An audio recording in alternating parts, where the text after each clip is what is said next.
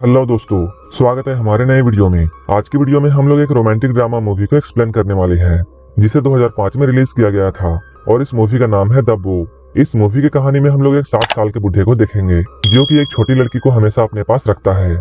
वो ऐसा सोचता है जब वो लड़की 17 साल की हो जाएगी तब वो उससे शादी कर लेगा। वो बुढ़ा आदमी इस लड़की का बहुत ख्याल रखता है और उसे कई बार बदमाशों से बचाता है।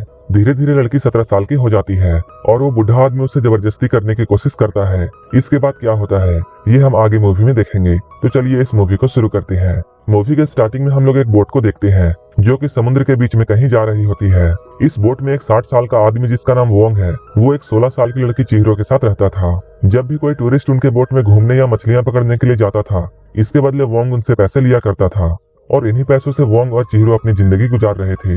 इन दोनों को यहाँ 10 साल से भी ज्यादा वक्त हो चुका है। जब चिहिरो सिर्फ 6 साल की थी तभी से वो वोंग के साथ यहाँ रहती है। हमेशा की तरह 2 टूरिस्ट इनके बोट पर आए हैं ताकि वो यहाँ मछलियां पकड़कर अपना अच्छा समय गुजार सके, लेकिन उनमें से एक आदमी चिहिरो के साथ बदतमीजी करने लगता है। लेकिन इसी दौरान वोंग वहाँ आ जाता है और वो इन दोनों पर तीर से हमला करता है। ये देखकर ये दोनों बहुत डर जाते हैं और चिहिरो को छोड़ देते हैं। इसके बाद ये दोनों टूरिस्ट एक दूसरे से बातें करते हैं, जहाँ एक आदमी दूसरे से वोंग के बारे में पूछता है। दूसरा आदमी अपने दोस्त को ये बताता है 1 साल बाद वोंग इस लड़की से शादी कर लेगा।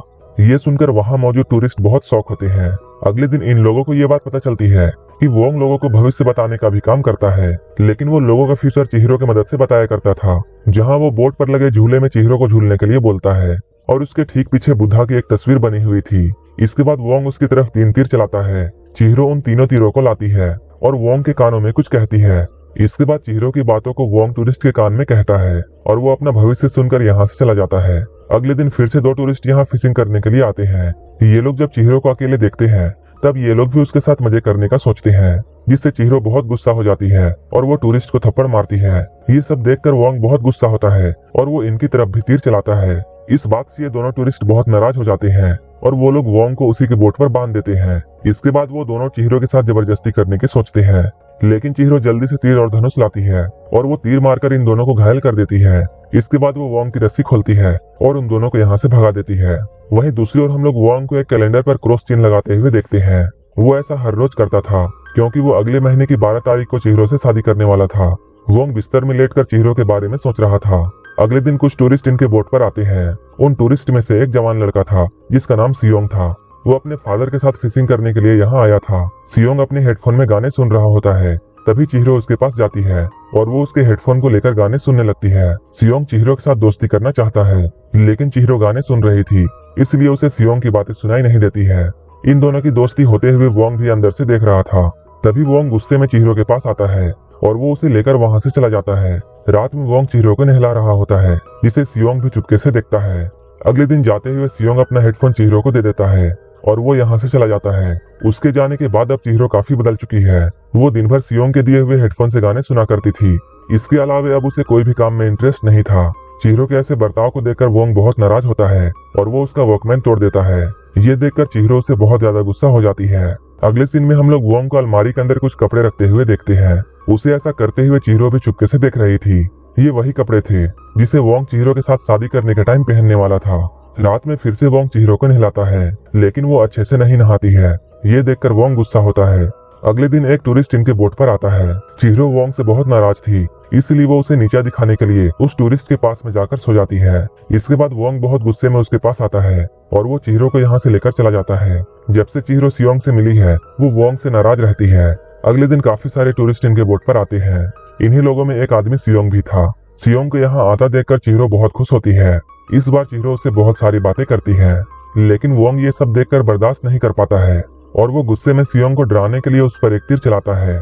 चिहिरो को ये देखकर बहुत गुस्सा आता है और वो उस तीर को उठाकर वोंग के सामने ही तोड़ देती है।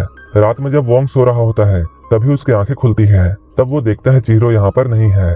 इसके बाद वो सियोंग के कमरे में जाता है जहाँ चिहिरो सो रही थी। ये देखकर वोंग गुस्से से लाल हो जाता है और वो सियोंग को एक छोटी सी बोट पर बैठा देता है और उसे यहाँ से जाने के लिए बोलता है।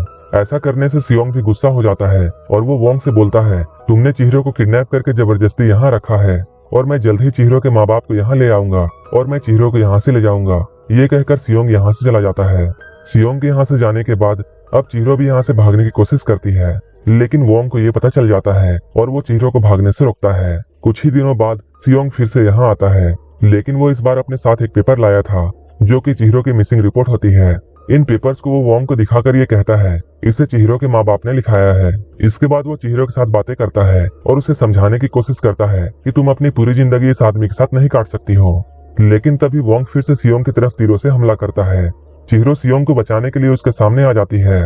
धीरे धीरे इन लोगों को यहाँ रात हो जाती है। रात के वक्त वोंग चिहिरो के साथ जबरदस्ती करने की कोशिश करता है। चिहिरो भी अपने बचाव के लिए वोंग को थप्पड़ मार देती है। अगले दिन वोंग जब अपने बोट को ठीक कर रहा होता है तब उसे सिर पर चोट लग जाती है। ये देखकर चिहिरो उसके जख्मों को ठीक करने के लिए उसके पास आती है, लेकिन वोंग उसे यहीं पर एक थप्पड़ मार देता है। चिहिरो को मार खाते हुए सियोंग भी देखता है और वो जल्दी से आकर उसे बचाता है। इसके बाद सियोंग वोंग से ये कहता है तुम चिहिरो का फ्यूचर बताओ। वोंग भी ऐसा करने के लिए मान जाता है। वो बुद्धा की तरफ 3 तीर चलाता है। इसके बाद चिहिरो उन तीनों तीरों को लाकर वोंग के कानों में कुछ कहती है। इसे सुनने के बाद वोंग अपने सारे शादी के कपड़े पानी में फेंक देता है। इसका मतलब ये था कि फ्यूचर में इन दोनों का साथ नहीं लिखा हुआ है।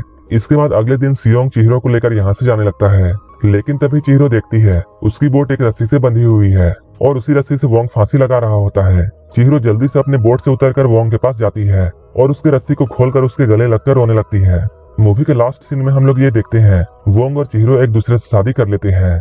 शादी के बाद वोंग चिहिरो को अपनी बनाई हुई इंस्ट्रूमेंट से म्यूजिक सुनाता है, जिसे सुनकर चिहिरो सो जाती है। तभी वोंग कुछ सोचता है और वो आसमान की तरफ तीर चलाता है और इसके बाद वो खुद पानी में कूद जाता है। इस बड़े समुद्र में उसकी मौत यहीं हो जाती है। इधर चिहिरो सो रही होती है। तभी वोंग का आसमान में चलाया हुआ तीर चिहिरो के दोनों पैरों के बीच में गिरता है। इसके बाद चिहिरो बहुत अजीब बर्ताव करने लगती है। इसके बाद वो सियोंग के बोट पर बैठ जाती है और उसके साथ जाने लगती है, लेकिन तभी अचानक वोंग की बोट भी इनके पीछे पीछे आने लगती है। इसके बाद चिहिरो पीछे मुड़कर उस बोट को देखती है और उस बोट को वो गुड बाय कहती है और ये मूवी यहीं पर खत्म हो जाती है। अगर आपको ये मूवी अच्छी लगी हो तो एक लाइक जरूर कर देना और ऐसे ही वीडियोस के लिए मेरे चैनल को जरूर सब्सक्राइब कर लेना। तो मिलते हैं हमारे नेक्स्ट वीडियो में।